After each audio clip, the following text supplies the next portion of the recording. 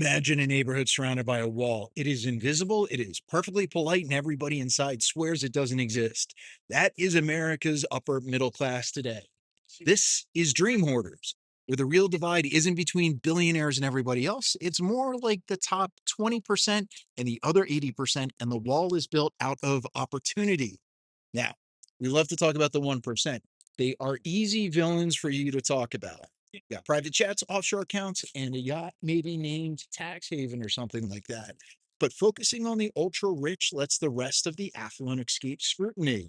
So, Richard Reeves wrote a book about it, and he argues that the real power lies in the upper middle class, the people earning roughly in the top fifth of the income ladder. Not absurdly rich, just comfortable enough to shape the system in their favor. They don't need a yacht to rig the game. They've got college counselors and zip codes and zoning laws. It's less eat the rich and more save room for dessert, but keep the check between friends. All right, what's the core argument of this book, Dream Hoarders? The trick is the upper middle class doesn't feel elite. They feel stressed, overworked, and worried about their kids' future. And they think they're just surviving. But when everybody else in the top fifth is just surviving, that tells you that the ladder has stopped moving.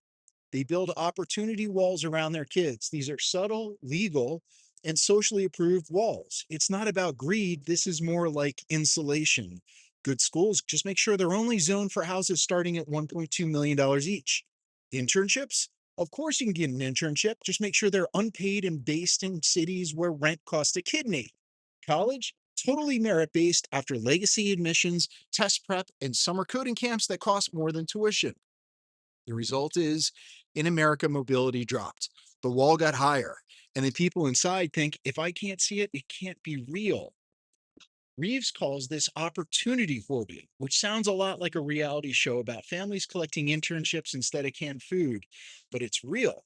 And it's weirdly invisible because it doesn't look like greed. It looks like good intentions and good parenting. It's like when your neighbor says, we're just wanting a nice, quiet neighborhood. But their definition of a nice, quiet neighborhood includes a homeowners association that could repel the Normandy invasion. Key insight really is that inequality isn't just about income in America, it's about insulation. The top fifth has created an ecosystem where advantages can build up on each other. Good schools lead to better colleges, which leads to better neighborhoods, which leads to good schools all over again. It is a perfect feedback loop that's gotten a lot of people angry, like Monopoly.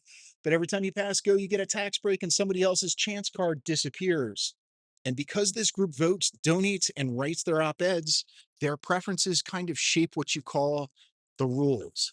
They don't storm the gates of power, they built the gates and then they painted them all public. This 20% versus like 80% divide matters a lot for us because it locks society into a structure where mobility slowed down, not just because the poor are failing, but because the comfortable are succeeding too consistently. It's like an economy that we've got here where there's no musical chairs. Every generation, we see the same families get the same seats, and the music's just for show. That leads to an aristocracy. It's not really malicious here, it's mechanical. We've got tax benefits that are tied to home ownership. You've got five college savings plans. You got professional networks that we use to reinforce this invisible boundary. You don't see the wall because you helped decorate it. So when Reeves is writing his book, he says the upper middle class aren't really villains. He says they're architects, well-meaning ones who forgot to include a front door. The invisible wall we've all got is made of bad intentions. It's made of zoning maps and policy choices and good schools only. These are conversations that sound innocent until you realize who's been left out of this situation. So the next time somebody in America says there's an inequality problem here, look beyond the billionaires. The real problem we have is in the cul-de-sacs and the internships and the SAT prep classes who get to decide who gets to dream and who just gets the bill. Because the hardest walls that we have here in America are the ones that we can't see. And the ones we think are fences keeping trouble out are really just keeping opportunity in. And this happens a lot, even with well meaning progressive cities like New York City and even well meaning groups. Whereas you peel apart what they're doing, there is a decent amount of opportunity hoard going on, both on the right and the left, in the blue and in the red.